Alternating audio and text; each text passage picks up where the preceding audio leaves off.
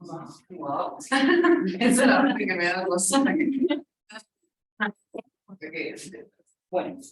Ah, ¿no?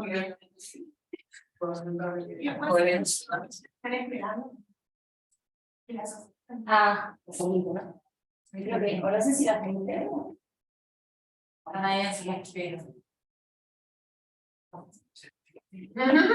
Es mucho. Bueno,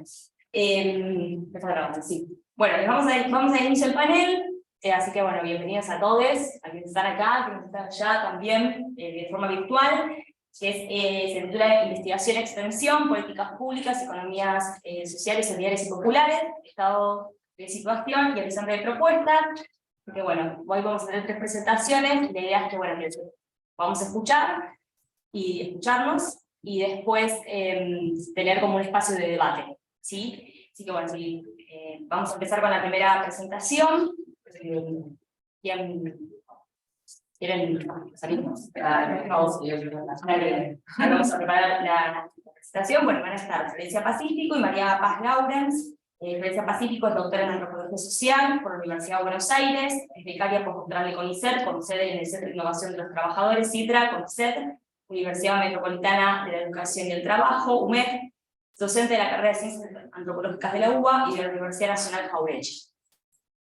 Y María Paz Laurens es becaria doctoral con sede también en el Centro de Innovación de los Trabajadores, CITRA, CONICET, Universidad Metropolitana de la Educación y el Trabajo, UMED, doctoranda en Antropología Social, por la Facultad de Filosofía y Letras de la UBA, docente de la carrera de Ciencias Antropológicas de la UBA y de la Facultad de Ciencias Sociales de la Universidad Nacional de Loma de Zamora. Bueno, bienvenidas chicas, ahí vamos a compartir la presentación.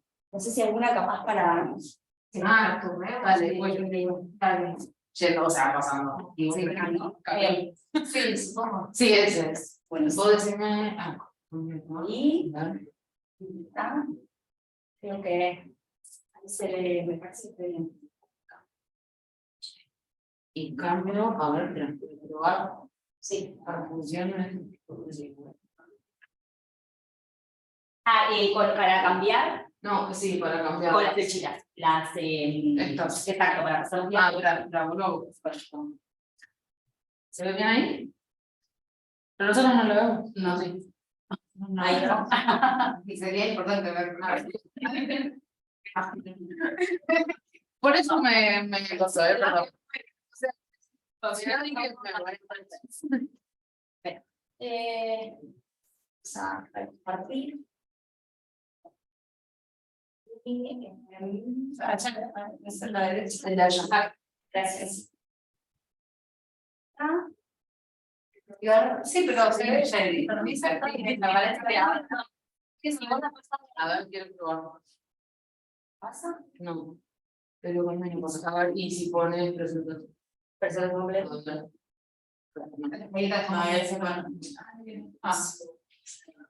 La tecnología. A ver. Que son muchos frentes.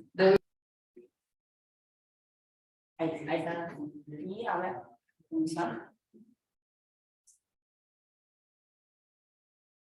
¿Cómo que no se carga? No. Ahí va. Claro, es como que no están cargadas todas. Ahí va queriendo. Ahí va.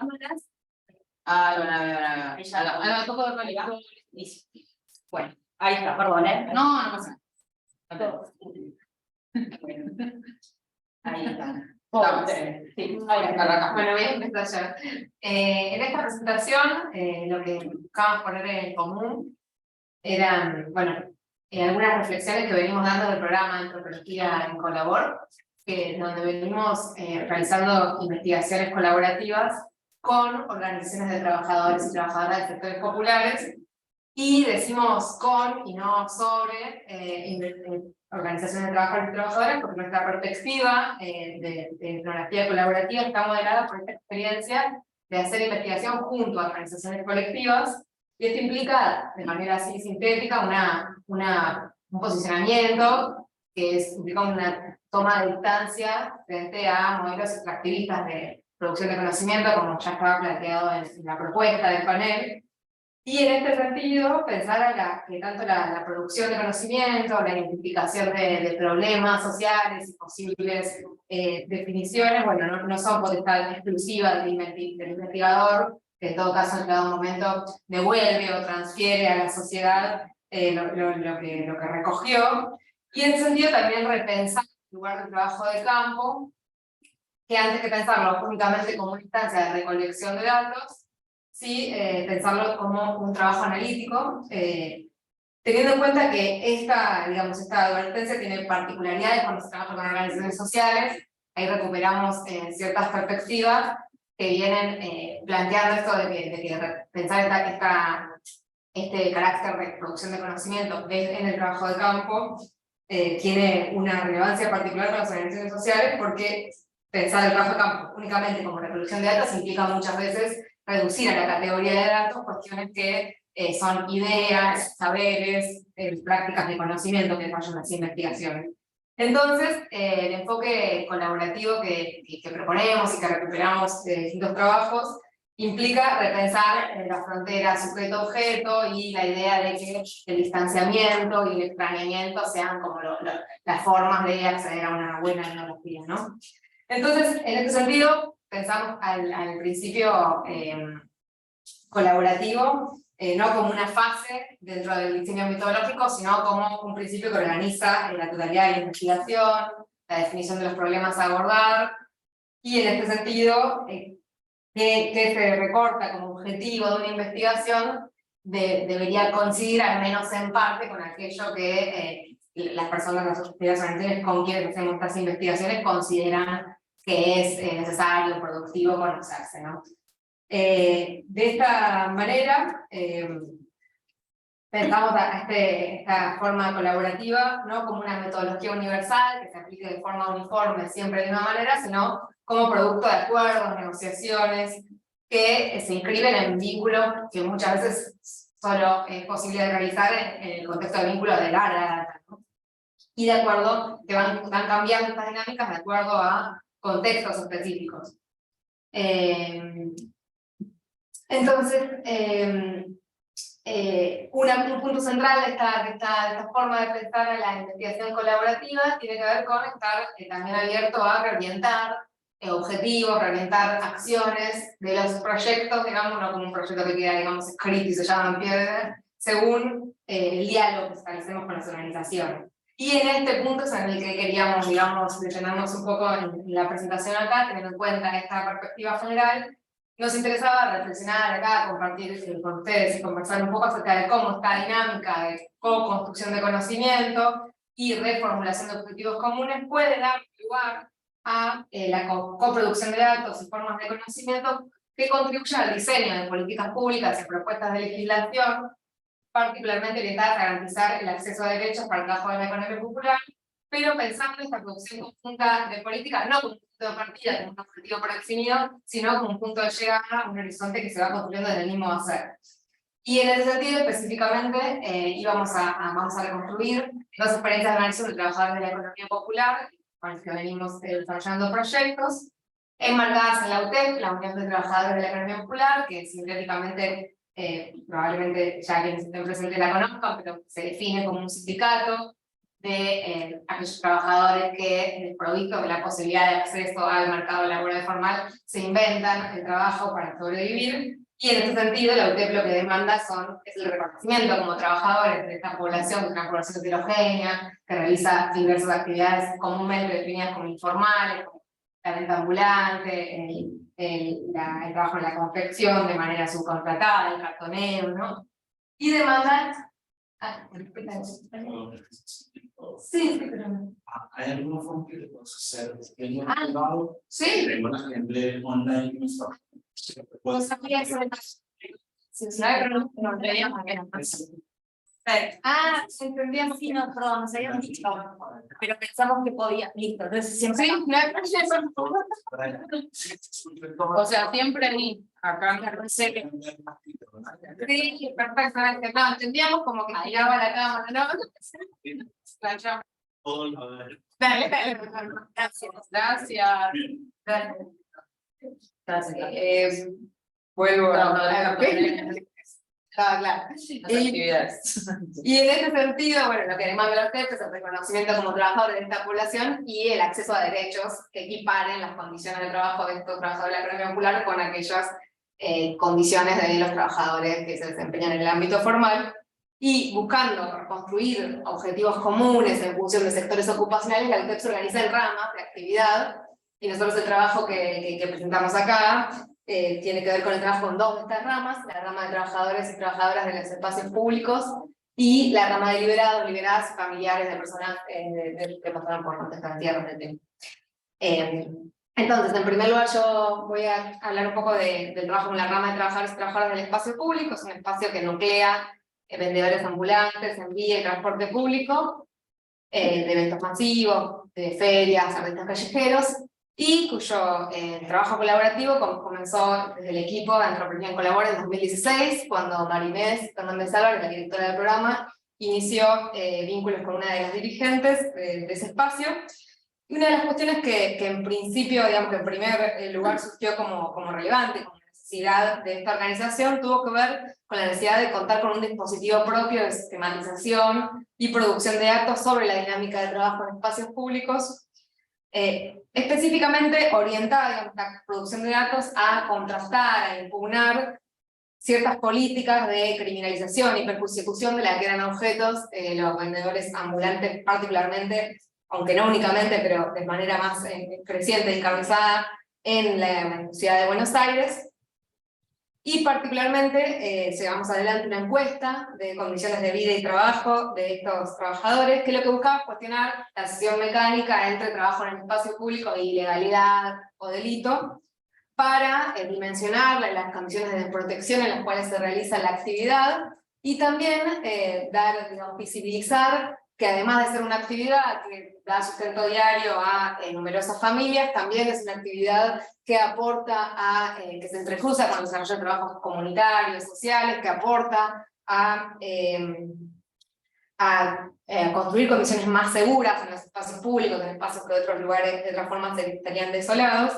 Y en este sentido consideramos que la encuesta constituye una herramienta para sostener demandas, para fortalecer procesos de organización, y para afirmar esta construcción política de la cual los vendedores ambulantes deben ser reconocidos como trabajadores, y que tienen el derecho legítimo de apropiarse de una parte de la pequeña de la renta que produce la ciudad, así abonando y transformándose con una forma de concebir el espacio público en relación al proceso de producción de la red. Asimismo, estos datos que se sistematizaron en la encuesta fueron dando lugar a la realización de otros materiales que nutrieron espacios de autoformación de algunas de las organizaciones que forman parte de la rama de espacios de trabajadores de los espacios públicos, particularmente la agrupación Vendedores Unidos del Tren San Martín. Y en esta organización, el desarrollo de la necesidad de fomentar espacios de autoformación tenía que ver con una serie de procesos como la incorporación de nuevos integrantes, surgimiento de nuevas cooperativas, la necesidad de fomentar, digamos, procesos de transmisión intergeneracional, de aprendizajes sobre la práctica, de apuntalar también la formación de delegados, de referentes, ¿no?, de cuadros, y la preocupación por desarrollar una circulación horizontal de conocimientos dinamizó a una reflexión acerca de distintos, del modo de qué soportes, qué formatos se utilizaban para divulgar los resultados de las investigaciones, dándole lugar a formatos no escritos, como son el audiovisual, del cual se va a detener más también Paz ahora en unos instantes. Más recientemente, el trabajo con esta rama, la producción de datos propios, adquirió como más centralidad en relación a la posibilidad de contribuir al diseño de políticas públicas, ¿no?, que este era un poco el punto de llegada y el foco que queríamos hacer en la presentación. Esta oportunidad se da en gran medida en relación a una serie de oportunidades que se abren a partir del ingreso de dirigentes de la UTEP en general y de la rama en particular de distintas áreas de la gestión estatal a partir de 2019 y 2020, en articulación así con la Coordinación Nacional de Trabajadores y Trabajadoras de Espacio Público del Ministerio de Trabajo de la Nación. Se presentó un proyecto PISA que actualmente está en curso, al cual participan otras compañeras, incluida Camila, acá presente. Y este proyecto lo que buscó es desarrollar un diagnóstico de la situación de la venta ambulante ya en distintas regiones del país, en 4 regiones, en Córdoba, Jujuy, Rosario y AMBA, buscando reconocer las diferentes modalidades de venta ambulante, mapeando condiciones de trabajo, estrategias de comercialización, también demandas, principales obstáculos, y también haciendo un relevamiento de las normativas, las distintas formas de regulación que existen en distintos territorios, que existen sobre el trabajo en el espacio público. Una cuestión que surgió como recurrente, como una problemática recurrentemente señalada en este relevamiento, fue el problema de la regularización de la actividad, y de cómo la ausencia de regulación o mecanismos muy engorrosos de registro cuando los hay, lo que hacen es acrecentar las violencias institucionales y las condiciones precarias de trabajo que afectan a los trabajadores en espacios públicos. Entonces, en sintonía con este diagnóstico, los avances del proyecto de investigación fueron confluyendo con la elaboración de un proyecto de ley nacional que ya estaba siendo, digamos, desarrollado por otra área estatal, que depende del gobierno de la provincia de Buenos Aires, la Subsecretaría de Economía Popular, del Ministerio de la Comunidad de la provincia de Buenos Aires, y que la presentación en el Congreso de la Nación, bueno, va a incluir un informe de avance de los resultados que se alcanzaron con este proyecto, ¿no? Entonces, sintéticamente, ¿no?, para cerrar esta parte de la presentación, lo que queríamos como conversar un poco, haciendo este recorrido de distintas actividades realizadas con esta rama, es como la centralidad de producir datos propios acerca de la modalidad de trabajo y vida de los trabajadores del espacio público en este caso. En tal lugar, dinamizó como la coproducción de distintos tipos de materiales que tuvieron destinatarios específicos, que por un lado buscaron contrarrestar imágenes públicas negativas, e impugnar formas represivas de la política estatal, pero que también pudieron, digamos, dar lugar a fortalecer otras formas de organización, desde las que también surgen propuestas de política pública, ¿no? Bueno, ahora paso a disculpen si me extendí mucho. Bueno, y en sintonía, digamos... ¿Está bien o querés que cambiemos de campo? Sí, Para que ella la vea, por paso las... por si la duda, No sé, dijo igual que no tuvo de acá atrás. Ya. bueno, ya me así te paso la cosa. Yo estaba cómoda.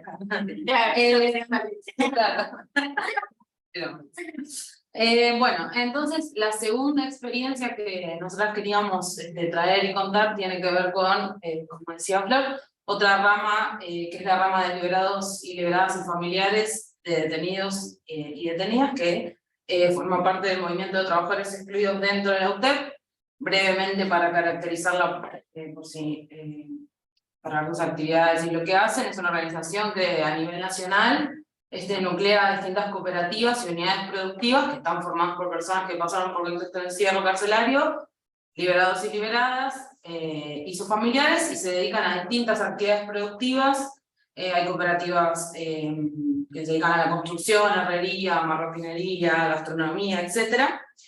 Y a partir de, digamos, el proceso de organización de los liberados y las liberadas, digamos, en la economía popular, ellos lo presentan, digamos, como la economía popular, como este camino, la forma para evitar la reincidencia carcelaria para un sector de la población en el cual la cárcel es un destino posible en sus vidas, ya sea por el hecho de haberlo atravesado por sí mismo o tener familiares directos que han estado detenidos, y a su vez porque cuando salen de una persona que sale de estar detenida, ya solo por el hecho de tener antecedentes penales, las posibilidades de conseguir un empleo de cualquier tipo se vuelven muy casi inexistentes, ya sea por el hecho de tener antecedentes o por la falta de formación en un oficio y por toda una serie de problemáticas que se suman a la salida de la cárcel, que tienen que ver con cuestiones de precario acceso a la salud, a la vivienda, problemas con la indocumentación, reconstruir las vidas familiares y demás. Entonces, esta organización se conformó dentro del MTE en el 2018 aproximadamente como rama, pero ya existían procesos organizativos previos que venían de distintas cooperativas que estaban como cada una, digamos, en este proceso de armar, y en el 2018 confluyeron dentro de este espacio de agremiación mayor, digamos, en el MTE. Entonces, en este caso, en el marco de mi formación de doctorado, yo comencé el trabajo de campo desde el 2016, como así, y con estas organizaciones, y las vengo acompañando. Entonces fue, digamos, como decía Flor al principio, fue esta posibilidad de estos vínculos de acompañamiento cotidiano y de larga data fue lo que posibilitó que en el marco del programa pudiéramos desarrollar una serie de proyectos que principalmente tenían el objetivo de desarrollar materiales de autoformación en formatos, como decía Flor antes, no escritos, buscando otras maneras de comunicar eso que las organizaciones querían contar.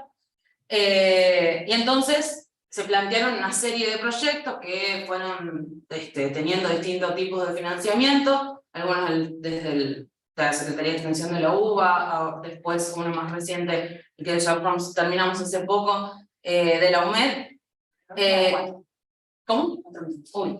Entonces, el transcurrir de, digamos, estos proyectos este año, en esta cuestión del desafío de sistematizarlos y llevarlos adelante, hizo que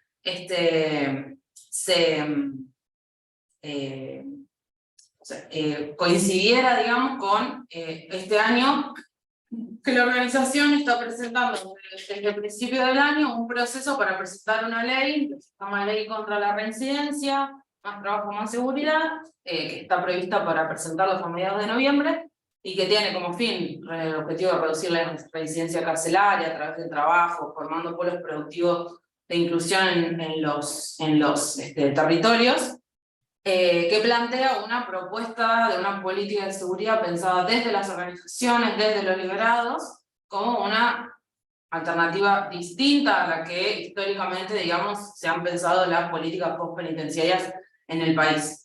Entonces, en este marco, los intercambios, digamos, entre el equipo y los objetivos que nosotros teníamos como en los proyectos y las necesidades de la organización y el proceso que estaba atravesando, hizo que, como decía Flor, tuviéramos que pensar y reorientar los objetivos hacia dónde íbamos a llevar ese proyecto para poder aportar a visibilizar ese proceso, pero a su vez también recuperar había toda una serie de materiales que nosotros ya teníamos filmados y había toda una trayectoria y toda de organización que había que contar y que había que seguir. Entonces, como intentar confluir estos objetivos entre las necesidades que tenían los proyectos en tanto la producción de estos materiales de autoformación y las necesidades de la organización, que era visibilizar este sector también dentro de la economía popular, hizo que entonces los objetivos, como decía, se reorientaran, y eso supuso repensar los formatos y los contenidos de esos materiales. Entonces, en ese sentido, todo el proceso tuvo que ver con una reflexión acerca del cómo contar la organización y cómo contarnos, cómo pensar y cómo transmitir y cómo difundir esa experiencia teniendo en cuenta distintos públicos y las necesidades de la organización, y a su vez entendiendo que el audiovisual como un lenguaje. Porque, perdón, paréntesis, no dije que el último proyecto tuvo participación de estudiantes de audiovisual de la carrera de UMED. Perdón, una parte importante. Bueno, de todos modos, entonces, pensar estos tipos, por un lado, pensar qué tipos de videos y a qué públicos destinatarios. Entonces, en ese sentido, armamos dos tipos de videos, uno de difusión, que fue pensado para el público general, que fue destinado principalmente a difundir el trabajo de la organización y disputar las imágenes estigmatizantes que hay sobre las personas que tienen antecedentes penales o cómo es la salida de la cárcel, darle carne e imagen a el después de la cárcel, porque ni siquiera existen datos centralizados sobre lo que sucede, digamos. Entonces aportar a decir, bueno, ¿qué hacen las personas cuando salen de la cárcel?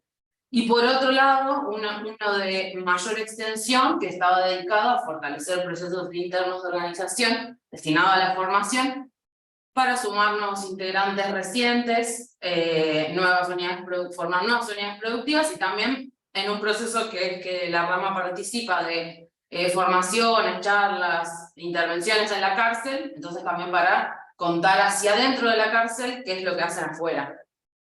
Después una reflexión en torno a estéticas, bueno, la selección de imágenes en relación a la importancia de en qué tipo de video elegir qué imágenes mostrar, entonces tomaba mucha potencia la cuestión de elegir imágenes de rostros de referentes y referentes que ya llevan una tradición en la cárcel y que son reconocidos por su trayectoria en la cárcel, pero que ahora están organizados en la economía popular, entonces la potencia por el hecho de ver esos rostros.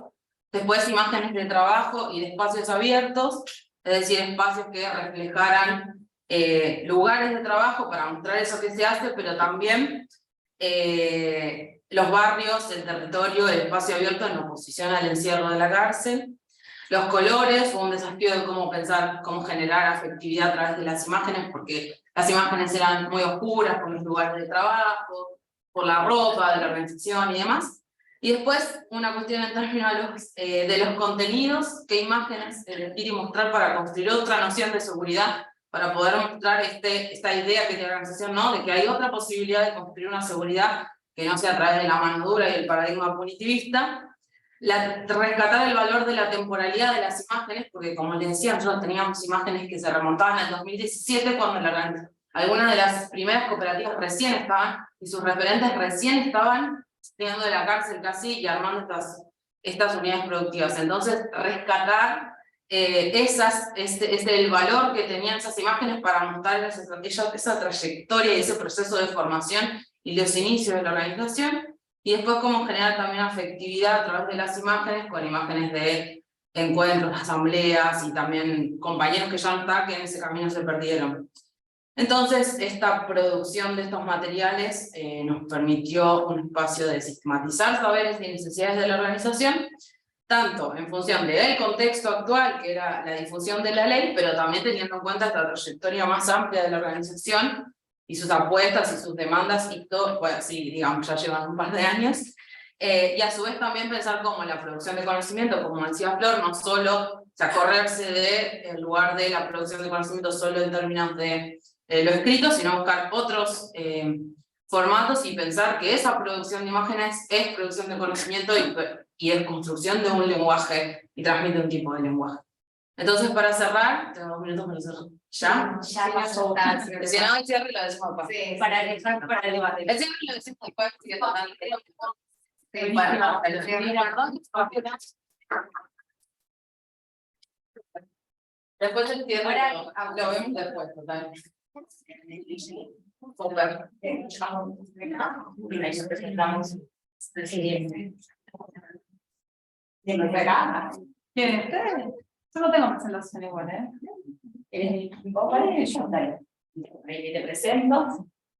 Bueno, desde una exposición tenemos a Valeria Muturrería Lazzarini, es cooperativista, es economista por parte de la UBA, magíster en Economía Social, también por el Sarmiento, candidata a doctorada en Antropología Social por IDAES y USAM, coordinadora del Departamento de Economía Social, Cooperativismo y Autogestión del Centro Cultural de la Cooperación Florian Morini, docente en la Facultad de Ciencias Económicas de la UBA, en la Universidad Nacional de Avellaneda, en la Universidad Nacional de Quilmes, en la Universidad Nacional de José C. Paz y en la UNTREF, Universidad Nacional de 3 de Febrero.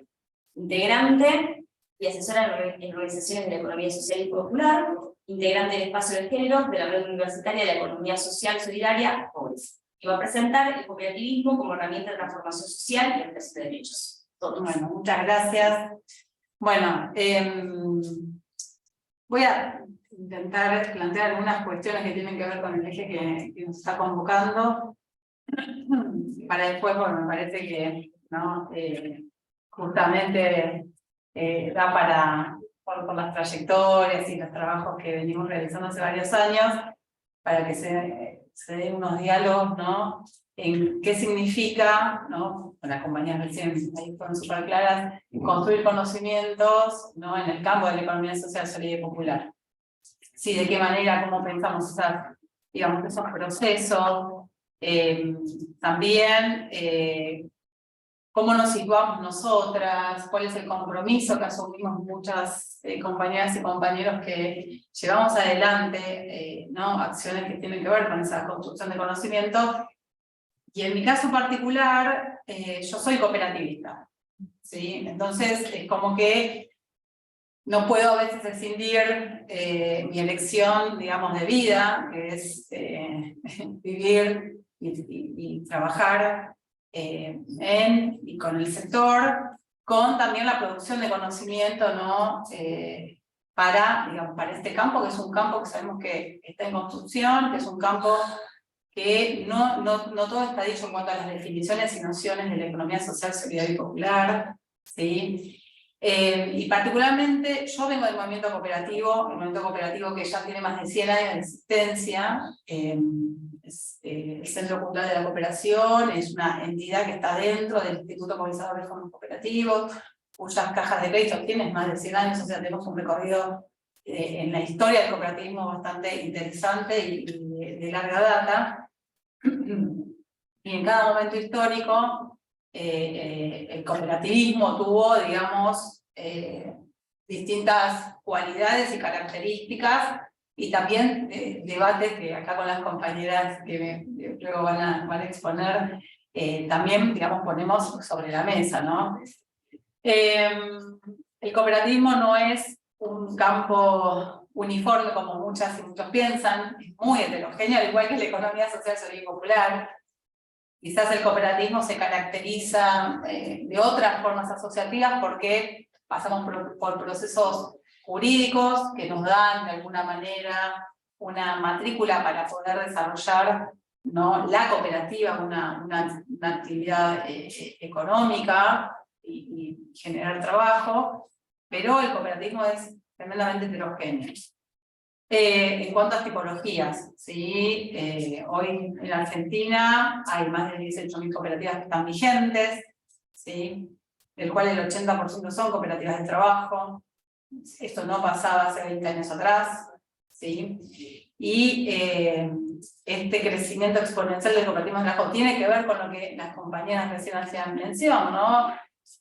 Por eso ahora voy a mencionar desde qué concepción del cooperativismo al menos yo me estoy parando, pero tiene que ver con justamente las grandes transformaciones en el mundo del trabajo, esa exclusión de gran parte de la población que ya no ve en el trabajo asalariado la manera de resolver, digamos, su trabajo y de percibir un ingreso. Entonces, esta multiplicidad de formas que digamos, están marcadas en la economía popular, las cuales parte, digamos, de esta economía popular está, digamos, de alguna manera organizada en cooperativas, tiene que ver con las grandes transformaciones también que hubo en el cooperativismo en estos últimos 20 años. Discusiones hay y muchas entre el cooperativo, ¿sí? A veces se hace muy difícil, dependiendo desde qué lugar, ¿no?, nos estamos parando, del cooperativismo más tradicional, de abrazar estas cooperativas de trabajo que vienen justamente o están ancladas en la economía popular, ¿sí? No digo que no haya vínculos, todo lo contrario, porque hay compañeras y compañeras de las cuales estamos totalmente convencidos de que justamente para promover, sostener, desarrollar y sostener y justamente consolidar un sistema, un ecosistema económico potente es el diálogo entre todas estas expresiones diversas, ¿sí? Y además tenemos, digamos, creo que el gran desafío de que desde el cooperativismo, que es digamos, una de las expresiones más antiguas, si queremos, de esta economía social, solidaria y popular, podamos ir ayornándonos y podamos tener una lectura, digamos, acompañando los procesos sociales, incluso la cuestión social y las grandes transformaciones que tiene nuestra sociedad. Entonces, bueno, ahí, digamos, hay unos debates, unas discusiones bastante interesantes, a la vez que las compañeras que luego me van a exponer, también la discusión si la economía comunitaria y el cooperativismo, en qué dialogan. Entonces, para mí, los diálogos son, digamos, fui y comparto la mirada de compañeras y compañeros que han logrado, digamos, que en el INADES hoy haya una unidad de vinculación de pueblo originario, de que no solamente el cooperativismo tiene que mirar sus raíces en la sociedad moderna europea, sino que nuestra América tiene una riqueza de experiencia de nuestros pueblos ancestrales, y eso también nutre al cooperativismo, ¿no? Hay mucha discusión en relación a eso. Yo defiendo, digamos, esa idea, y como también defiendo que la economía popular, digamos, y el cooperativismo tienen, digamos, que consolidar esas vinculaciones. A ver, al igual que el campo de la economía social, solidaria y popular, el cooperativismo no tiene una sola manera de comprenderse, ¿sí? Hay una discusión en torno a qué es el cooperativismo, y traigo esto porque uno de los aspectos que justamente llamábamos en este panel es a cuestionar los sentidos asociados a nuestras prácticas, los calificativos, las nociones, las definiciones. Ahí recién las compañías que me antecedieron mencionaban, ¿no? Esa cuestión de, bueno, los trabajadores trabajadoras de los espacios públicos, y esas connotaciones son ilegales, son usurpadas, ¿no? Todas esas connotaciones que a veces, las cuales nos denominan, ¿no? A la economía popular, pero al cooperativismo también. Somos, digamos, muchas veces categorizados o caracterizados como organizaciones económicas ineficientes y un montón de, ¿no? digamos, de motes que nos ponen por el desconocimiento mismo que hay en relación al cooperativismo. No hay una sola manera de definirlo. El cooperativismo, como para ser así muy sintética, hay como tres grandes definiciones, digámosle, o nociones. Aquellos que piensan que el cooperativismo, nosotros decimos la rueda del capitalismo, que el cooperativismo surge donde hay una necesidad y ahí no hay Estado, no hay mercado que resuelva esa necesidad, y estamos las cooperativas para resolver, y somos como esa rueda del capitalismo. Si el capitalismo le fuera bárbaro y resolviera todas las necesidades, las cooperativas no existieran. Esa es una manera de mirar, ¿no? Entonces, lo ven como algo marginal, algo chiquito, ¿no? Incluso un cooperativismo de pobres para pobres, así, muy similar incluso a lo que se piensa de la economía popular. Otra manera de ver o de definir el cooperativismo, que un grupo de personas tienen una necesidad, se asocian para resolverla, pero, digamos, es algo endogámico, no hay un compromiso que sea más allá de resolver esa necesidad, no hay un proyecto político, no ven en esa cooperativa una herramienta justamente de transformación social, un proyecto político de transformación de la sociedad. Entonces, bueno, se quedan con esa experiencia y la resolución de su necesidad, y no, digamos, no trasciende ese grupo, ¿sí? De personas. Toman las decisiones democráticamente, sí, como la noción de cooperativa, pero, digamos, lo que define la cooperativa, pero no trasciende de su propia necesidad de ser, ¿no? De esa cuestión por las cuales se unieron. Y, digamos, una noción a la cual yo suscribo, y suscribimos en el Centro Cultural de la Cooperación, que entendemos que el cooperativismo es una herramienta de transformación social, y yo le vengo agregando hace varios años de ampliación de derechos justamente para diálogo, como tenemos cooperativas sociales, ¿sí? En las cuales trabajamos con usuarios, usuarias de servicios de salud mental, y que ven en el cooperativismo una herramienta para generar su trabajo, ¿no? Que tienen que ver con inclusión sociolaboral.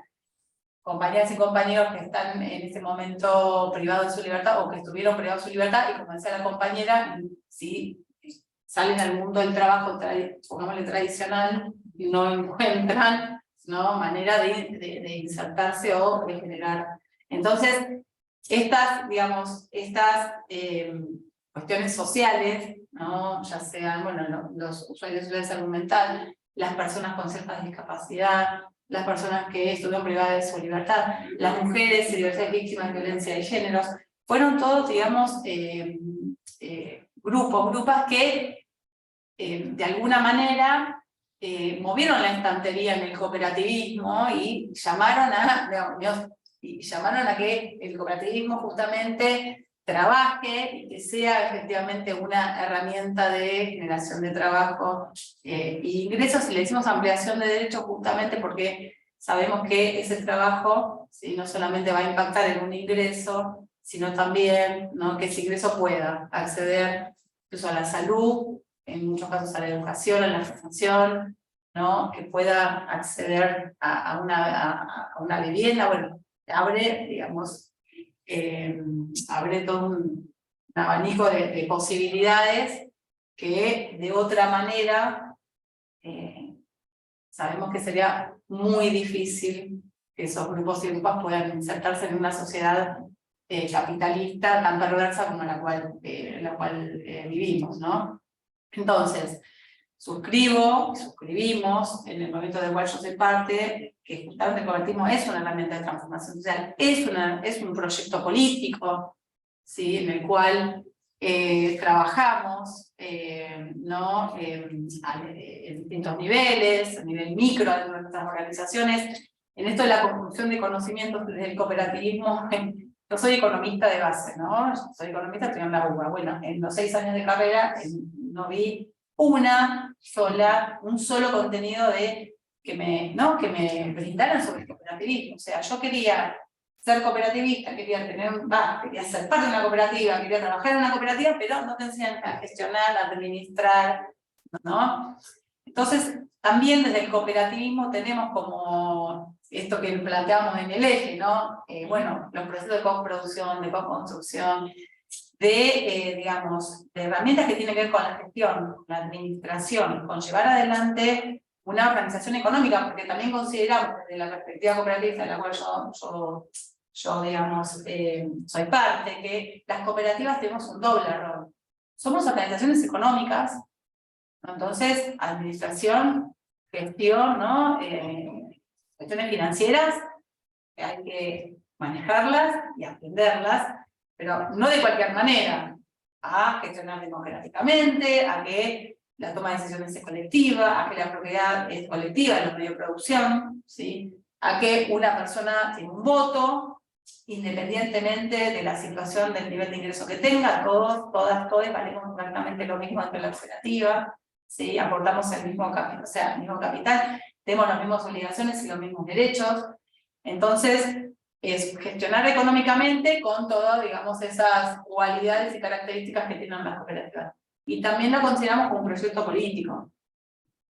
Tenemos vida institucional y política, articulamos con organizaciones territoriales, ¿no? Con otros sectores, promovemos la integración económica, política e institucional. Entonces, ahí tenemos también, estamos como de alguna manera, tenemos un ejercicio, esto de la coproducción y coconstrucción, porque tuvimos que aprender, yo siempre lamentablemente a los golpes, cómo se gestiona colectivamente una cooperativa. Y si saltamos, digamos, y si pensamos en poblaciones como lo que decía la compañera, ¿no? y con otras características, imaginémonos, ¿no? Bueno, con los desafíos que nos encontramos, porque la normativa no está preparada para el trabajo autogestionado colectivo, porque los organismos públicos todavía no comprenden, ¿sí? No estamos hablando, pues, somos una organización económica, tenemos que cumplimentar con un montón de normas, ¿no? Cuestiones impositivas y todo lo que querramos. Entonces, por cuestiones societales, por cuestiones contables, bueno, ahí es permanente la producción de conocimiento, porque tenemos que ir enfrentándonos,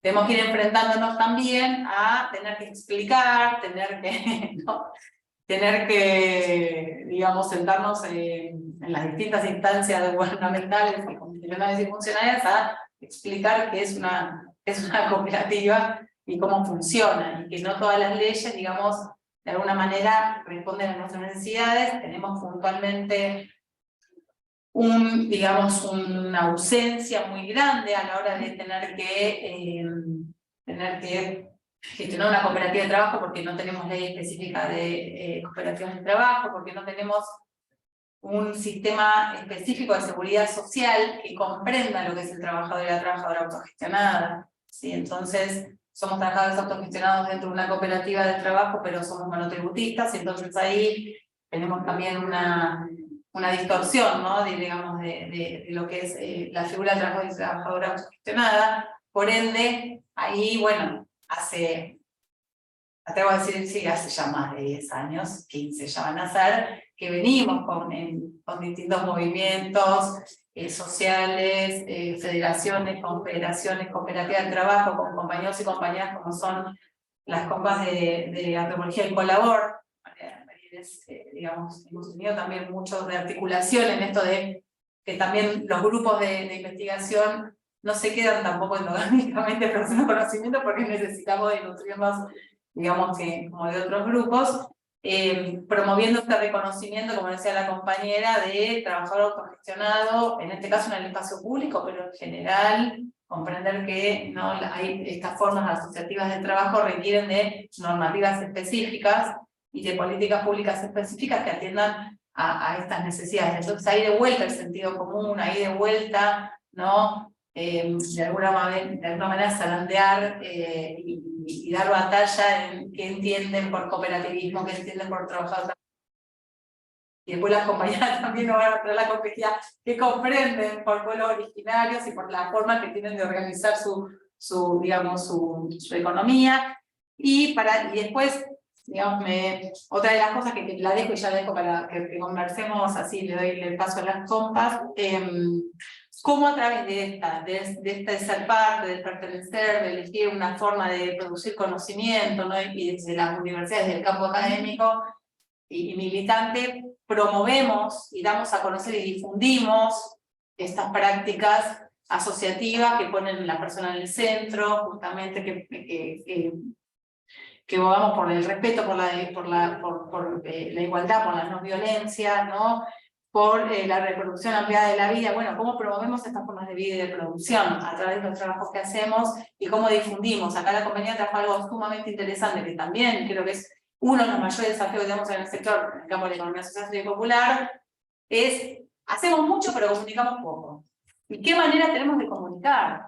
¿Sí? Porque entre nosotros ya estamos tan convencidas ¿no? del sector, pero bueno, tenemos que comunicar a gente que no conoce lo que hacemos, ¿sí? ¿De qué manera lo hacemos? ¿No? Y cómo, como decía la compañera, cómo esas imágenes y esos dispositivos que tenemos que tienen que proliferar mucho más, llegan, ¿no? a personas que no conocen, porque hay mucho desconocimiento, por eso también a veces las connotaciones tan negativas que tienen sobre el sector, ¿no? Entonces, en esto digamos, bueno, dejo como ahí también para pensar después y dialogar de qué manera, ¿no? Promovemos desde nuestro trabajo cotidiano estas formas de vida y de producción justamente que ponen en el centro a la persona en la reproducción de la vida y de manera ampliada y la inclusión. Entonces, bueno, como para dejar y después seguir dialogando. Muchas gracias. Ahí vamos a dar lugar a la tercera presentación. Mientras también son que quieren estar del otro lado y quieren dejar una pregunta en el chat, ahora vamos a abrir para compartir. Si quieren dejar, ya.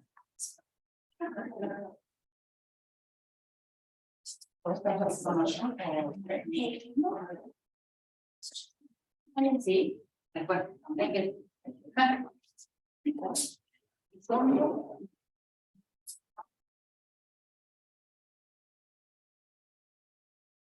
Bueno, buenas tardes a todos. Para la gente en otro lugar. Ahora tenemos, bueno, la presentación, la tercera, que está Mariana de la Technique y Eleonora Yanquinao. Mariana es antropóloga también de la UBA, integrante del proyecto Informe sobre el estado de situación actual de la relación entre pueblos indígenas y políticas públicas implementadas a través de INAES, y Eleonora Yanquinao es Inalonco del Love Wenehuen en la actual provincia de Mendoza y participante de la organización Matria de la Mesa de Articulación Territorial Indígena Argentina. También es integrante del proyecto que recién citamos, que es Informe sobre el estado de situación actual de la relación entre pueblos indígenas y políticas públicas implementadas a través de INAES. El título de la presentación es hacia la reparación histórica de los pueblos originarios como sujetos productivos, conclusiones preliminares del informe citado. Todos ustedes, gracias, Maca. Bueno, con Ele y con un grupo más grande de personas de distintos orígenes y de distintas disciplinas, de las cuales también están, bueno, Valeria, Maca, formaron parte de esta investigación. Bueno, somos parte de este proyecto que ya mencionó Maca, que tenía la intención de pensar cuál es la relación entre los pueblos originarios y el cooperativismo, a partir de pensar que hay una forma, bueno, una vinculación, como dijo Valeria, entre las formas propias de organización de los pueblos y de asociación con el cooperativismo, sobre todo en nuestra región. Y poder pensar cuáles son las políticas públicas del INAE dirigidas a los pueblos originarios a partir de esos ejes. Este proyecto fue impulsado por organizaciones indígenas pertenecientes o nucleadas en otra organización más grande que es Matria, y bueno, la idea era tener un diagnóstico sobre esa situación. El equipo,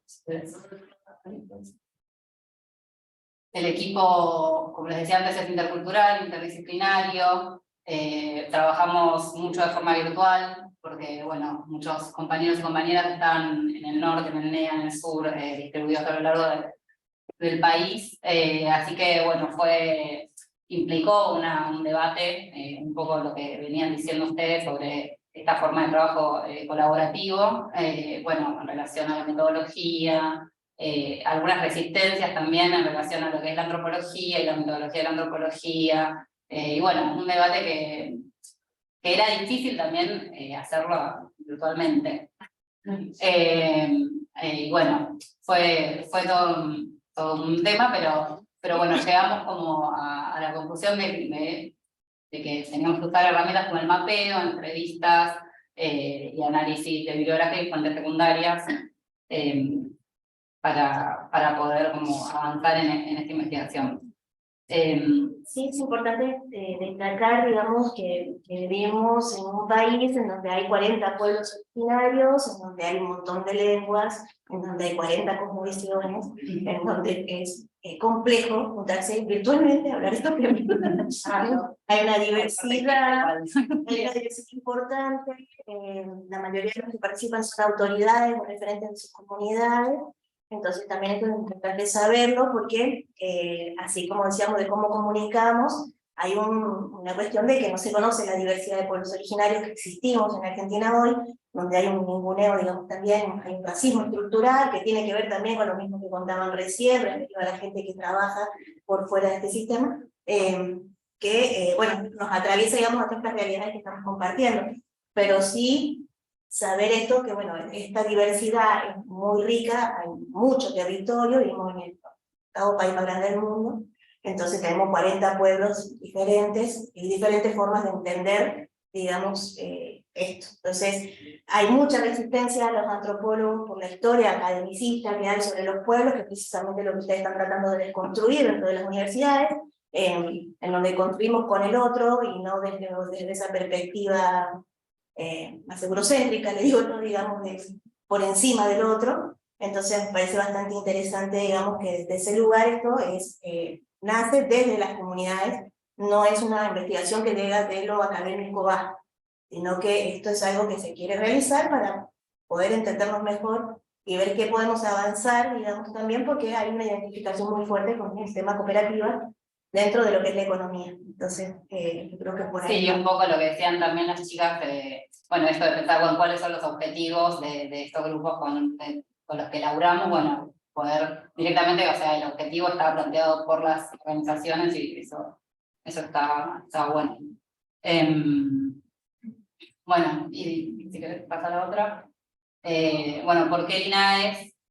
También era una pregunta. Y bueno, partimos de entender y de ver que hay un problema, que son las dificultades y los desafíos que tienen los pueblos originarios en la actualidad para el desarrollo económico, social y cultural, que encuentran muchas restricciones al uso del territorio y al acceso a los bienes naturales, a partir de los cuales históricamente se han desarrollado. Y esto implicó también, bueno, con el avance de los despojos territoriales, de las empresas extractivistas, distintas, bueno, del colonialismo sobre sus territorios, la inserción en el mercado laboral en condiciones de subalternidad, de precarización, que es lo que de alguna manera, después vamos a ver, lo lleva también a insertarse o buscar una relación, un vínculo con el cooperativismo, que bueno, que es lo que tratamos de hacer. Es importante también, bueno, esto de que no podemos separar nada, hay un pensamiento integral dentro de lo que es la Convención Integral de Latinoamérica, en donde no podemos encasillar tanto los conocimientos, y la economía tiene que ver con todo, como todo tiene que ver con todo, es un pensamiento circular en general, no es una línea en el tiempo o una línea de pensamiento que una cosa te lleva a la otra, sino que esto también nos posibilita entender esto, lo importante que es el despojo territorial es clave. Es una de las cosas más difíciles, digamos, de llevar, por la falta de políticas públicas, o por las que hay no funcionan, o la bendita prórroga de la 2660, que es una ley para poder quedarnos en los territorios. Entonces uno se quiere poner a producir en el territorio, pero no sabe en qué momento te desalojan. Entonces hay como una realidad bastante áspera en relación a lo que son los derechos territoriales, y que nosotros somos uno con el territorio, que es nuestra cosmovisión. Yo soy parte de la tierra, no soy dueño de la tierra, entonces eso ya empieza a cambiar bastante, digamos, la visión que tenemos hacia cómo desarrollar lo productivo en general. Entonces, bueno, como dice ahí, la falta de seguridad jurídica sobre la titularidad de las tierras es un factor fundamental, digamos, para poder desarrollar los territorios. No se puede, digamos, cualquiera que quiera empezar a hacer algo, y no sabe en qué momento te corren, te cae una empresa, te cae una extractiva, o te ponen un dique y te cortaron el agua, o una realidad bastante compleja que tiene que ver con lo que es la historia de este país, en lo que es la distribución de la tierra, digamos, como hay grandes latifundios, y bueno, las reducciones que fueron quedando, digamos, de los distintos pueblos, no tenemos acceso a la tierra. En muchos casos quedamos en lugares sumamente malísimos, digamos, en donde no, es muy difícil producir, pero encima de eso sigue habiendo, es dinámico, digamos, somos presentes, entonces eso continuamente va cambiando, digamos, esa relación con el territorio, la relación con lo jurídico y todo lo demás. Por otro lado, bueno, nos preguntamos cuáles son las imágenes que predominan socialmente en torno a los pueblos originarios, y con solo Abril Bull y con los pueblos originarios te aparecen como todas las noticias sobre el conflicto, ya sea en relación a la pobreza, ya sea en relación a alguna disputa territorial, algún no sé, enfrentamiento con fuerzas de seguridad o con algún privado. O bueno, también esta idea que buscamos, tal vez últimamente no apareció tanto, pero sí sigue muy presente la folclorización, la romantización en torno al sujeto pueblos originarios. Hay una cuestión con lo folclórico también, que es una forma de visibilizar a los pueblos, con la figura del ser nacional, que también fue impuesto por el poder a principios de 1900, donde realzan al gaucho, donde hay una cuestión ahí identitaria, en donde se niega, digamos, la presencia. Hay una historicidad hecha a partir de la generación del 80, en donde este país no tiene ni indígenas ni negros. Entonces, en realidad, vos salís a la calle, está lleno de indígenas por todos lados, pero en este país no hay. O sea, hay una pinta de cara, digamos, como decir, somos todos blancos, venimos todos de Europa. Entonces, cuando uno busca esto también, entonces la folclorización es una, o sea, si sos folclórico está todo bien, venía al festival, trae tu poncho, tu artesanía, pero si hablas de territorio está todo mal. Y la romantización también de la espiritualidad, digamos, en donde hay también una expropiación cultural bastante interesante, digamos, de que van como juntando cosas de las distintas formas de las cosmovisiones, y bueno, hay una romantización, digamos, en relación a las ceremonias, a la espiritualidad, y se empieza a armar un comercio también que afecta un poco lo que uno quiere sostener como puede, que es la identidad de cada pueblo. Aunque ahí son muy opuestas, y si no, somos terroristas. Claro, dos imágenes como muy concretas. Y en relación a eso pensábamos, qué políticas se producen para los pueblos originarios y cuáles no. Bueno, ya sea políticas asistencialistas, represivas o más culturales, que son como las que predominan, las políticas hegemónicas desde el Estado. Si bien hubieron reconocimientos en algunos periodos, avance con normativa, pero predomina sobre todo esta mirada. Entonces nos preguntamos qué pasa con las políticas productivas y con las políticas en relación a lo ambiental y a la crisis alimentaria que estamos viviendo. En relación a las políticas productivas pensábamos que no se considera, o sea, bueno, esto que decía Tiki, se invisibiliza a los pueblos originarios como sujetos productivos. Bueno, a partir de esto en el proyecto se relevó información del INAI en relación al RENACI, que es el Registro Nacional de Comunidades Indígenas, el TETI, que es el registro de registro territorial, ¿no? Sí, De ¿cuál? comunidades indígenas, RENOC, y el RENOC, que es el Registro Nacional de Organizaciones de Pueblos Indígenas. Bueno, hay mucha información muy rica en esos registros, y lo que vemos es que no se articula esa información con otras áreas del Estado, que podrían justamente ampliar la mirada sobre cuáles son las formas de organización de los pueblos, de los territorios, cuál es su vinculación, cuáles son los espacios. Bueno, esto, si vos querés como profundizar. En los censos de población tampoco se ofrece información, bueno, cualitativa sobre las actividades productivas y laborales, las políticas para desarrollo no tienen presupuestos suficientes, o están financiadas por organismos internacionales, que bueno, también implica otra serie de problemas. Y en relación a las políticas ambientales, veíamos, bueno, políticas en relación a la responsabilidad social empresarial, políticas del empleo verde, donde sí se tiene en cuenta a determinados sujetos de la economía social, quizás y popular, pero no se piensa directamente a los pueblos originarios como parte de esas políticas. Y después también, bueno, el Fondo Verde del Clima, por ejemplo, que es un fondo que baja a la Argentina por el cuidado de los bosques, y pensamos, bueno, ¿quién cuida los bosques? Y a qué le llega ese fondo verde cuando entra al país.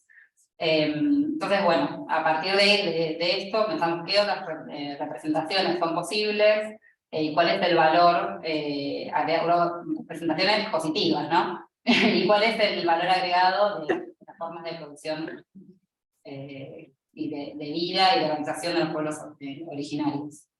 Sí, por ahí como, bueno, esto de los registros y todo lo que va sucediendo, también pasa que te viene un día una institución, a la semana te viene otra, después viene otra, después otra no viene porque no tiene camioneta, pero tuviste 3 que fueron a verte, que lo podrían haber llevado, pero no se puede. Entonces, hay una cuestión de distancias, que es muy importante también tener en cuenta en ciertos lugares, en donde no llegás, en donde tenés que tomarte 2 días para ir, no sé, nosotros en un conflicto territorial íbamos a hacer una acción y demoré más de 10 días porque no había cómo volverme, no podés salir ni hacer dedo, o sea, no pasa nada. Hay unas realidades muy diversas de acuerdo a los territorios, que también siempre recordemos que esto es diverso, porque es un territorio muy amplio, distintas geografías, distintas relaciones con todo. Y frente a estas políticas sí hay, digamos, hicimos una campaña también para el censo, para que la gente se autoidentifique como indígena, porque hay un racismo estructural, lo voy a decir toda la charla, porque es un eje central, digamos, para hacer políticas públicas o para poder ser aplicadas, te encontrás con un racista que te atiende, entonces no podés ir más allá con tus derechos, digamos. Entonces con autorreconocerse hay toda una cuestión que recién ahora, en los últimos años, digamos, a partir del 94, que entramos en la Constitución Nacional, que fue una lucha de nuestros ancestros y un montón de cosas. Ahora, bueno, hay una cuestión de autorreconocerse más fuerte, digamos, pero antes era mejor no decirlo, y depende por cada pueblo por qué, pero más que nada era la cuestión de subsistir. Se perdieron las lenguas, no se transmite la lengua, para que no tengan problemas los chicos en la escuela, no demostrés que sos indígena de la puerta para adentro, para la puerta para afuera no. Bueno, hay muchas cosas que van sucediendo que también en el mundo del trabajo y de la productividad también terminan afectando. Cuando hablas con personas racializadas, es también otra condición, digamos, que hace. Y también, bueno, las migraciones que hacen también a las ciudades, los pueblos originarios, que todo lo que es marginalidad, ya no hay muchos rubios de ojos claros, digamos, la mayoría son gente que viene de pueblos originarios, entonces que han ido migrando por la situación que hay en los territorios, por la situación de sequía, por las situaciones que van sucediendo, que hace que la gente se amontone más en las ciudades, y también siga con lo mismo que ustedes estaban hablando, va para el debate, digamos, o que terminan trabajando en las cosas que contaban ahí las chicas, o que también terminan en situación carcelaria, porque los pueblos originarios somos transversales, digamos, estamos en todo, no somos un sector aparte de la sociedad, sino que somos parte de todo lo que va sucediendo. Entonces, a eso es lo que iba, como que hicimos un censo fuerte, digamos, tratamos de hacer una campaña para que, bueno, la gente se autorreconociera y no tenga miedo de reconocerse. Y después, bueno, con esto sí hay fondos destinados para el pueblo originario a nivel internacional, muchísimo, pero ¿cuál nos llega? Y otro tema, ¿viste? O sea, es como que hay, existen, están, hay proyectos y todo, pero no llegan a los territorios, es muy difícil que lleguen. Y bueno, la creciente crisis alimentaria y ambiental, y esto de reconocernos como pueblos, como sujetos productivos, también es una invisibilización, porque los pueblos originarios son los que hacen los ladrillos, son los que hacen la ropa, son los que hacen los alimentos, o sea, todo lo que uno cotidianamente para subsistir, seguramente ha pasado por manos de un indígena en su trazabilidad, digamos, que ha puesto su tiempo y su trabajo para que eso suceda.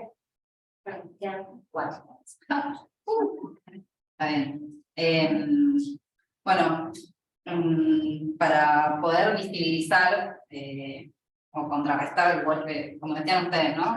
Las imágenes negativas, nos vamos a hacer un relevamiento sobre las formas asociativas y productivas de los pueblos indígenas, a través de entrevistas que hicieron los referentes en los distintos territorios, y nos encontramos con una diversidad, así como hay una diversidad muy amplia de pueblos indígenas, también hay una diversidad en relación a las formas de asociación, que tienen distintos, bueno, hay distintos vínculos, ¿no? con el territorio, desde lo espiritual, o sea, no solamente son asociaciones productivas, sí, o sea, hay de esas, incluso hay algunas que son cooperativas, o tienen otras formas de registro, digamos, como asociaciones o fundaciones, pero bueno, por otro lado nos encontramos también con otras formas de organización, más vinculadas quizás a lo espiritual, al territorio, que aparentemente no tienen nada que ver con la productividad, pero en realidad tienen muchísima relación con lo productivo,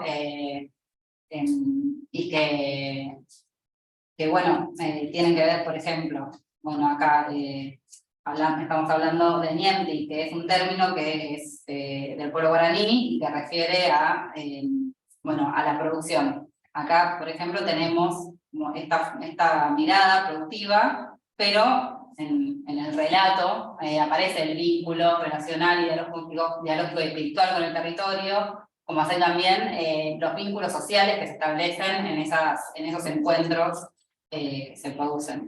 Pues también tenemos, por ejemplo, el camaruco. Ay, se salió. ¿Qué pasó? No, que tenemos 10 minutos para ir cerrando la mesa. Porque si no hay media sesión. Bueno, Tiki, no sé si querés vos como comentar más la cuestión de la economía comunitaria. Sí, ahí como que es un tema largo para charlar, pero básicamente, o sea, es una cultura, son culturas milenarias, hay que empezar por ahí, digamos, como que tenemos una forma propia de entender y demás, así como en Europa fue llegando la ayuda, de este lado también. Y bueno, en ese sentido me parece que es interesante ver que hay ejes fundamentales, o sea, la economía indígena es distributiva, no es acumulativa, se preocupa mucho por la distribución, y esto tiene que ver también con los lazos sociales, digamos, de generar alianzas, digamos, y lo más importante es que lo que se comercializa es el excedente, ¿viste? O sea, es como que lo que se busca es mantener bien a la comunidad, digamos, y en relación con el conocimiento. Como hablaban recién de producción de conocimiento, el eje es más intangible en lo que es la economía indígena, a diferencia de lo tangible que puede ser la economía capitalista.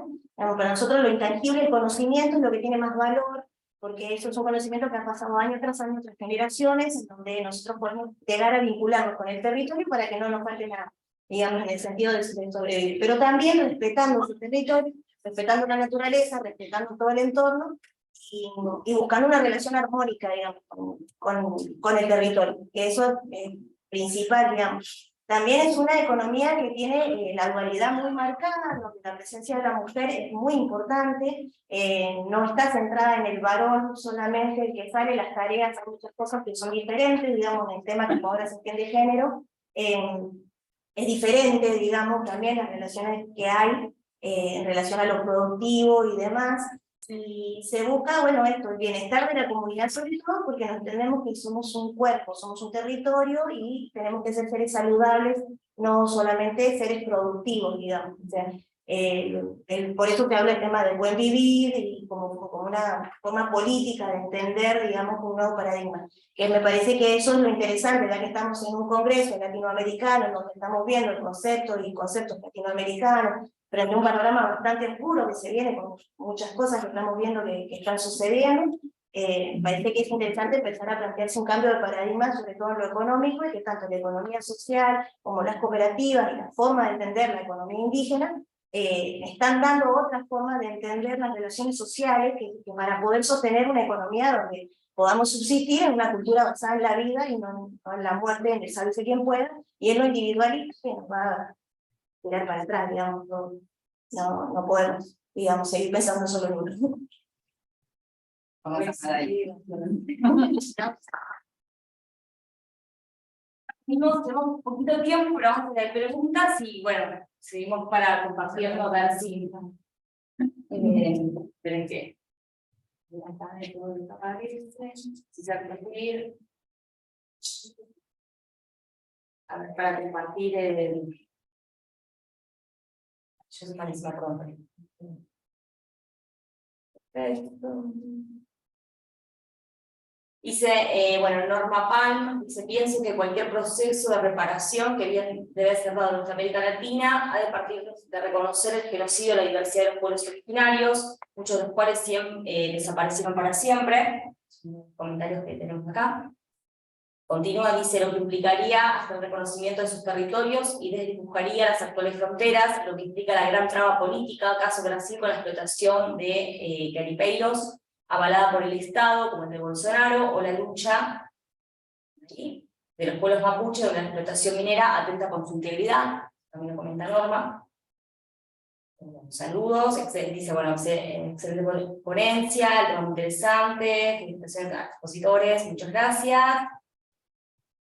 Pues ahí en relación a lo de Sí. genocidio, recién ahora hace poquito fue lo que fue los juicios por Napalpí, que fue una matanza terrible que sucedió, y bueno, en realidad todos los pueblos estamos en búsqueda de esa reparación y ese reconocimiento histórico que sí, lo que es parte fundamental, digamos, de cualquier política pública, digamos, todo lo que hablamos de nosotros tiene que ver con la reparación, digamos, la reparación histórica. Eso es fundamental. Tenemos que sobrevivir, tenemos que buscar la forma de que estas culturas no mueran, porque tenemos respuesta a muchas de las cosas que están sucediendo ahora en nuestra simple forma de entender la vida, digamos, ante una situación de cambio climático, de una economía extractivista y un montón de cosas. Es interesante por ahí, en este lugar, digamos. Pero sí, comparto con una compañera que ha puesto eso, que sí, ese reconocimiento es primordial. Ahí menciona también, bueno, el presidente de México, exige la reparación por parte de nuestro inversor realizador, la corona española. Tal cual. Sí, Pero entiendo que se rechazó, ¿no? Adherir al convenio. sí, en Uruguay no rechazaron en 179, ¿sí? Acá está firmado. Sí, igual la corona española, digamos, eso por eso hay que profundizar, hay que investigar más sobre lo que es la historia de Latinoamérica y la historia de los pueblos, porque en el caso mapuche no fue la corona española. Fue el Estado argentino y el Estado chileno. No fue la corona española. Nosotros tenemos un tratado firmado con el rey Carlos y todo bien, de acá para allá no pasa, porque no lo dejamos pasar y tuvimos 300 años de resistencia. Lo mismo pasó para el litoral, o sea, hay muchos pueblos que resistieron la avanzada, digamos. Entonces, como que no solo en la corona española, digamos, o sea, hay pueblos que están más relacionados en una situación de esclavitud, en donde han sobrevivido desde ahí, otros que son más un tema genocidio, es otro pensar, digamos, cuando es contra el Estado mismo que está acelerando. Y esta, como decís, de racismo estructural, ¿no? Que es... Bueno, como para ir, digamos, un poco recopilando, tengo varias, bueno, también no sé si quieren comentando, pero bueno, me parece como ir retomando un poco en este diálogo esto, ¿no? Preguntas que ustedes fueron también dejando, ¿no? En función también de lo que está diciendo Eleonora, y como está hablando con Mariana, la cuestión de los conocimientos, ¿no? Vos estás hablando de eurocentrismo, ¿no? Estamos hablando también del compromiso que tiene que ver con la vida, y creo que en ese punto de las economías sociales, solidarias, populares, el cooperativismo, de los pueblos originarios también, hay un punto en común que tiene que ver con esto de lo humano, con los seres humanos, con el territorio, como bien explicabas, ¿no? Ese compromiso que es con la vida, con formas de reproducción de la vida, y hay una tensión que me parece que la estaban mostrando con el Estado, ¿no? Digamos, bueno, patentemente un Estado, como decís, fascista, ¿no? Un Estado que es extractivista desde sus modelos de desarrollo, y también de la academia, ¿no? Porque cuando hablamos es una academia, ¿no? Estas resistencias con, no sé, la antropología, ciencia política, digo, sociología, diversas disciplinas, creo que también esa cuestión de, a la cual hacer frente, cuando también mencionaban cómo empezar, ¿no? La colaboración, digamos, es por el otro, es desde el otro, es sobre el otro, investigamos como esta separación de, o sea, que no tiene que, o sea, escindir sujeto-objeto, son sujetos derechos, sujetos políticos, no hay sus prácticas.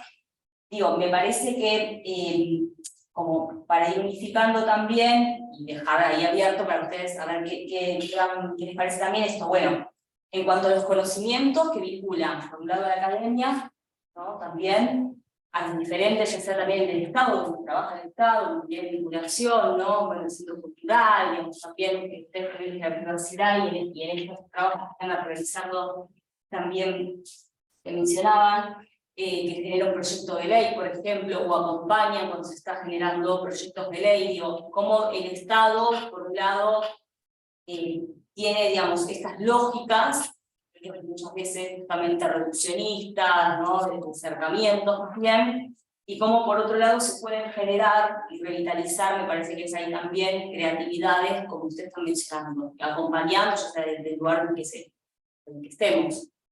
Ahí no sé ustedes, bueno, ¿qué les parece capaz en estas tensiones, qué limitaciones también encuentran en estas propuestas del Estado, ¿no?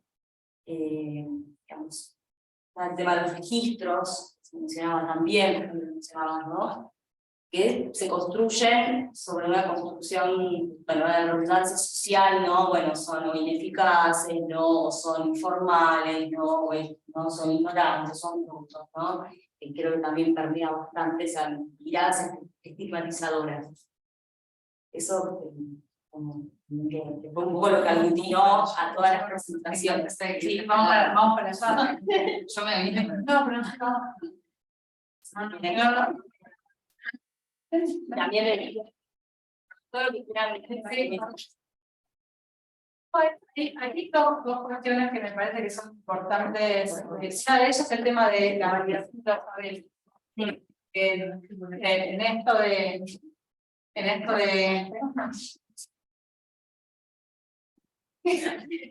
no te captó el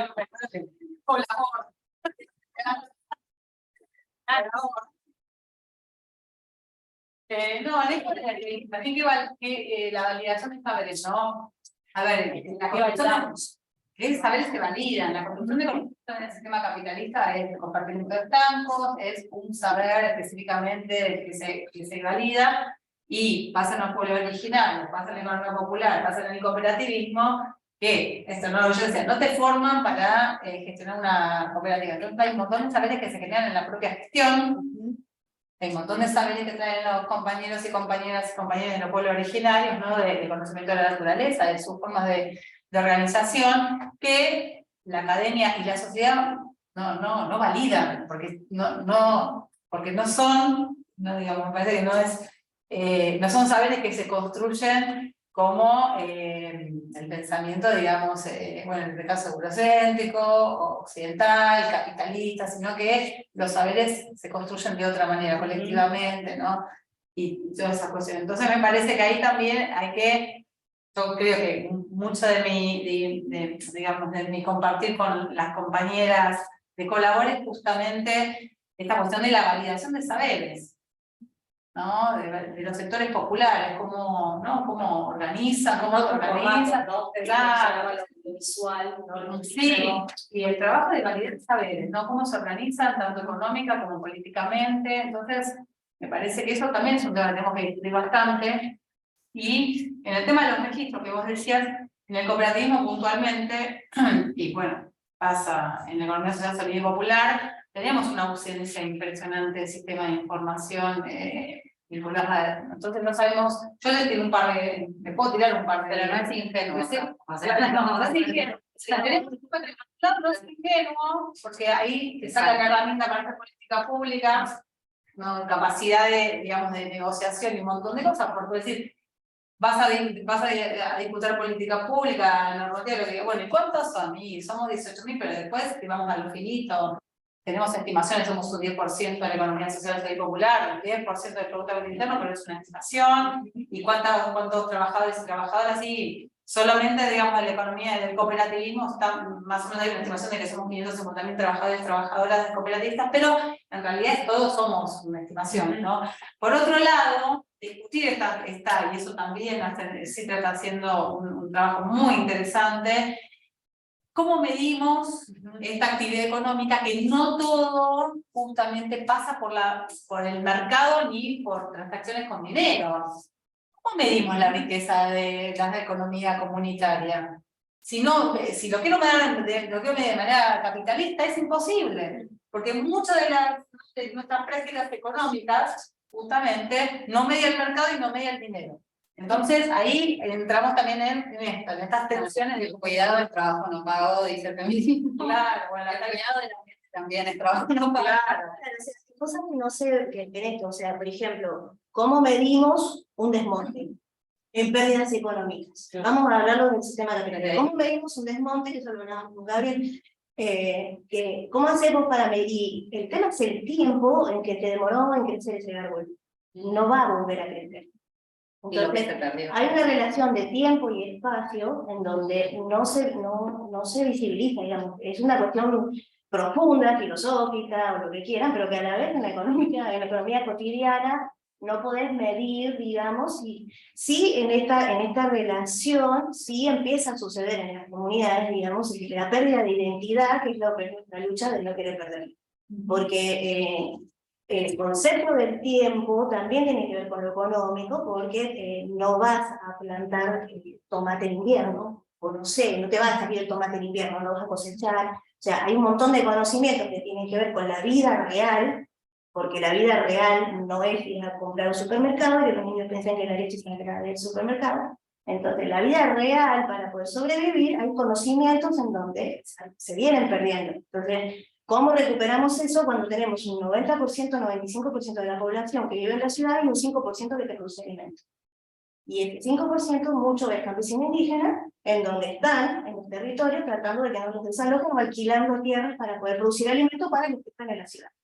Entonces, hay una relación, digamos, en el conocimiento que no se está evaluando, digamos, en esta de producir alimentos.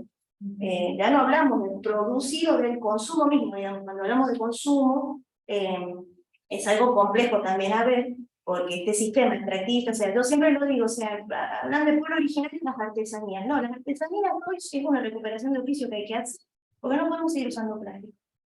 O sea, la simbología no es nuestro, será nuestra propiedad intelectual y demás, pero lo que es cerámica, madera, cestería, lo que sea. O sea, si hemos vivido miles y miles de años los seres humanos con eso, y en los últimos 100 venimos a usar solo, estamos comiendo de microplástico en todo lo que consumimos cotidianamente, o sea, estamos comiendo. Entonces, la relación de los conocimientos también no es inocente, como decimos. La relación con las farmacéuticas, no quieren que recuperemos las plantitas medicinales, porque si no, no venden nada. O sea, frente a la misma pandemia, digamos, que salió a decir, bueno, refuercen el sistema inmunológico, coman bien, coman sano, porque nosotros teníamos un emprendimiento de verdura ecológica con otras comunidades, y la gente no sabe que la comida viene con veneno. O sea, estamos en un mundo tan chiflado que dentro de la misma oración decís alimento y veneno. O sea, estamos mal. Entonces el cambio de paradigma tiene que ser bien profundo en lo económico, porque tenemos que entender que es cultural. El trasquinto, que es la forma en que los indígenas entendemos, los mapuches, lo decimos trasquinto, tiene que ver con el conocimiento. Es el intercambio de conocimiento, y lo que se intercambiaba eran las semillas. Las mujeres eran las portadoras de las semillas, las que cuidaban las semillas, y lo que se transmitía era el conocimiento de cómo hacer para que se quede la planta, entre otro montón de conocimientos que había relación al territorio.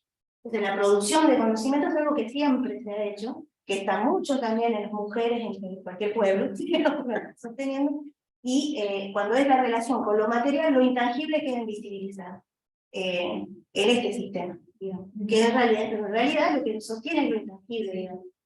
Pero hay una pregunta, si ya en cualquier momento, también si ustedes quieren, para poder ir comentando sobre esto, bueno, hay otras presentaciones por la ponencia de Claudia, y dice, bueno, muy interesante, excelente exposición, me surge en el interrogante sobre el rol del Estado y particularmente el derecho de propiedad que produce el ojo del territorio de los pueblos originarios. ¿Cómo podemos ver esa? Bueno, Hola. hola. Sí, perdón, así más fácil. No sé si, bueno, vamos acá. Solo es posible, o sea, bueno, sobre derecho y propiedad, dice, solo es posible un horizonte con cambios políticos profundos, una reforma constitucional. Bueno, si quieren ahí lo tomamos también, si quieren usted también para poder ir aportando a lo que... Sí, no, bueno, primero que nada, muchas gracias por las exposiciones, muy rico el intercambio que nos llevamos también de la diversidad, ¿no? De experiencias y los puntos en común en esa diversidad, ¿no? Entonces, en base a lo que comentaban las compañeras, creo que está muy rico esto de la producción de conocimiento en relación a la economía. Me parece que decíamos, bueno, el Estado es racista estructuralmente, es eurocéntrico y también es economicista, ¿no? Productivista, y creo que esto que traía Leonora en relación al valor de la vida y la producción de artesanía, qué sentido económico tiene eso, creo que es clave también relacionado con lo que decía Valeria, de cómo contabilizar, ¿no? Cómo contabilizar lo que se produce para también repensar en la dicotomía, ¿no? Una economía para la vida, una economía productivista, como si fueran, digamos, cuestiones que en realidad van por caminos distintos, y dar ahí esta batalla sobre los imaginarios, creo que fue otra cosa bastante recurrente en las presentaciones, es decir, no, bueno, no es que nosotros vamos por la vida y entonces nos quedamos afuera de lo económico, sino que en realidad no se puede pensar disociadamente, porque obviamente si hay destrucción, tampoco hay economía, Tampoco hay vida. si hay veneno, tampoco, claro, digamos, no, entonces en ese sentido creo que ahí hay como un punto de confluencia entre experiencias tan variadas, porque un poco lo que venimos trabajando desde el equipo en relación a la economía popular es esto de, bueno, forma de contabilizar desde miradas no economicistas, pensando en, por ejemplo, bueno, o sea, cómo un trabajador, por ejemplo, en el espacio público no solamente se lleva el sustento, reproduce su vida, sino que también quizás contribuye a la economía local, contribuye al consumo popular, o como un trabajo, digamos, de vivienda social en un barrio. Por un lado es un autosustento, digamos, de la reproducción de los barrios, pero también se genera un valor en términos económicos, no en términos de lo que se acostumbra a llamar económico desde, obviamente, la mirada más binaria, más tradicional, y que creo que en el diálogo con el Estado, bueno, un poco es jugar con ese lenguaje para también abrirlo, ¿no? Para también, pero sin dejar de jugar necesariamente en ese lenguaje, porque si no, no hay diálogo, lamentablemente. Bueno, vayamos por un cambio más estructural. Y ahí en ese sentido piensan, pensando, ahí la pregunta de esto que hablaba, ¿no? De los cambios jurídicos, Claro. ¿no? Bueno, hablaba de derecho de propiedad principalmente en referencia a los despojos no territoriales, ¿no? Los conflictos, pero también, digamos, como vinculando, ¿no? La cuestión de, porque también hablamos de formas no autogestivas, como otros valores y principios distintos, si con las leyes, estos proyectos de ley, ¿no? Ustedes también creen que puede ser un camino, retomando esa pregunta, ¿no? Puede ser un camino, un cambio jurídico, bueno, ahí preguntaba por la reforma constitucional, o en este caso ante proyectos de ley, o proyectos de ley que se presenten, si creen que puede eso generar, ¿no? Teniendo en cuenta esto que estamos hablando, esas tensiones con un Estado que tiene sus lógicas, ¿no? Que las mencionamos, sí. Bueno, entonces, De su experiencia. no, yo creo que si es una demanda de las organizaciones es porque tiene un sentido, en principio, a partir de ahí, y obviamente que el sentido quizá no sea estructural, digamos, de que va a cambiar de la noche a la mañana con una ley, con un papel, en la vida de los 3 millones de personas de la economía popular, o de los, bueno, números de las cooperativas, pero sí, por ejemplo, no es una ley que regulariza el trabajo en espacio público, implica dentro de las cosas que plantea que no deberían ser encarcelados por el hecho de vender. Claro. Después la policía puede hacer y deshacer, sabemos, por fuera, pero ya que existe eso no es lo mismo que no exista, no es lo mismo que en los papeles sea ilegal, ¿no? Lo mismo, no sé si querés completar con respecto a la ley de o sea, en la misma línea es, bueno, y para este sector particular es un reconocimiento de una existe, o sea, de ese sujeto político también, ¿no? Porque hasta el momento nunca se había pensado de así, y para las organizaciones, digamos, obviamente que tiene un valor más allá del hecho de que después, como decirlo, esa ley se apruebe o no se apruebe, o sea, a ver, el campo de dónde se tiene que disputar ya está dado, digamos, y bueno, y lo están dando desde ahí. El punto creo que es un desafío también, o sea, desde, por ejemplo, o sea, todo lo que presentaban ustedes, como ustedes, caudal de datos y conocimientos construidos de otro lugar, ¿no? Ese desafío de cómo son, o sea, ese desafío de que sea tenido en cuenta, digamos, en algún punto, que nos quede, no sé, sí, bueno, estos espacios, y que eso también, a su vez, hacia dentro de la academia es un desafío, porque también incluso hacia dentro de la academia, como nosotros venimos siempre hablando en el equipo hace mucho, o sea, tal vez hacer ese tipo de relevamiento, o hacer un video, o hacer una encuesta, o hacer lo que sea, otra forma, que sea, ¿no? Canales como tradicionales, poco es valorizado esa forma de conocimiento.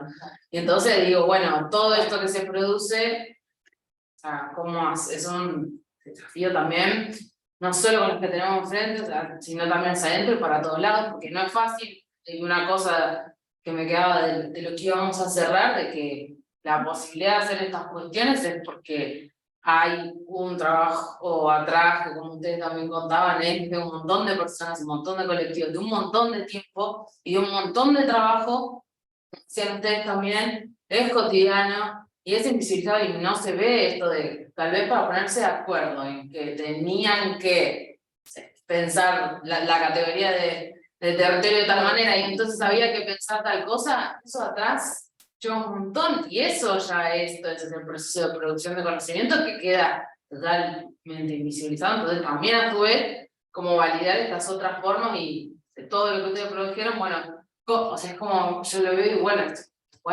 esto tiene que ser tenido en cuenta para pensar una política pública de lo que sea, en cualquier nivel, en cualquier, que bueno, si no, pues la batalla gigante no la vamos a dar nunca, pero empezar por estos espacios de, o sea, marcar de, bueno, no todo es así, hay otras formas de pensarlo y hay otras formas de hacerlo, y lo están haciendo las organizaciones.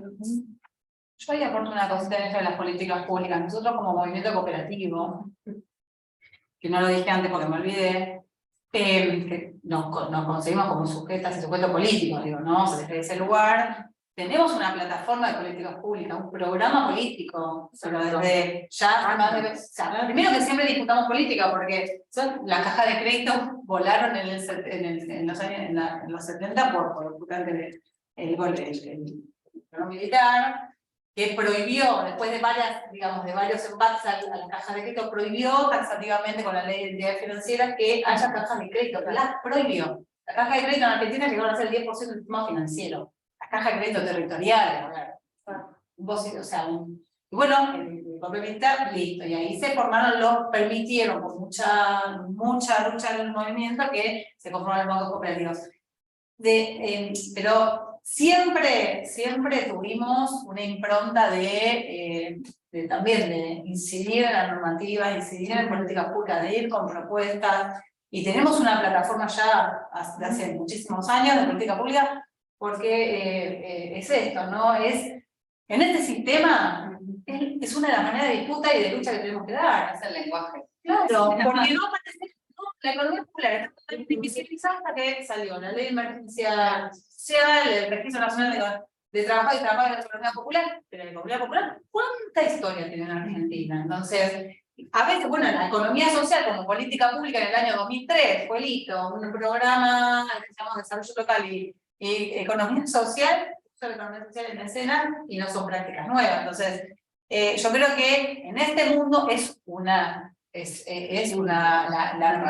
herramienta de la normativa, y como dice la compañera, ¿no?